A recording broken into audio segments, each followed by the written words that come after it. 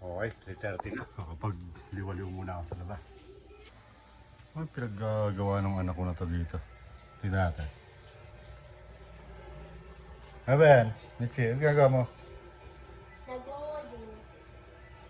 Tingnan. At kanina ka pa dyan, hindi ka na natapos-tapos. Wala ka pang sagot. Sige, tuturuan kita. O, dito man tayo sa una. Ano ba yan? Basahin mo.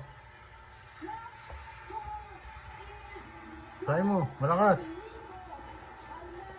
Tukuyin ang bahagi ng mga salitang may salungguhit. Isulat ang S kung ito ay sinuno at P kung panag-uri. Oh. Mahirap ba yan? Napakadali lang nito eh. Tuturuan kita ha. Ayan, number 1. Mga tao. Panaguri yan. Sunod mo. P.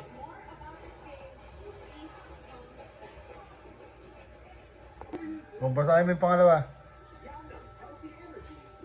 Sina ate at kuya ay naglilinis sa labas ng bahay.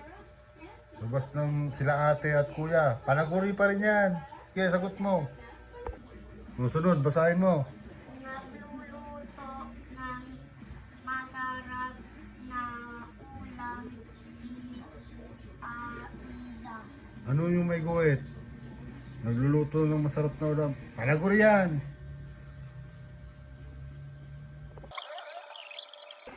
Oh, tapos na. Okay? Yan. Basic Filipino lang yan. Oh, sige, alis ako ha. Pagka tinanong ako ng mama mo, sabi mo umalis. Baka siyang magagawa kung saan ako pupunta ha. Sige. Basic Filipino, hindi masagot-sagot. Pambihira. Parang nag-aaway na naman itong mga to ah. Ano mga sagot mo dito? Ha? Ba't Sino ba nagturo nito? pinapagalitan mo yan? Ano ba kasi yan? Bakit isa lang ang tama? Sino nagturo sa'yo dito? Ikaw pa. Ako ba? Hindi yata ako. Sandali ha.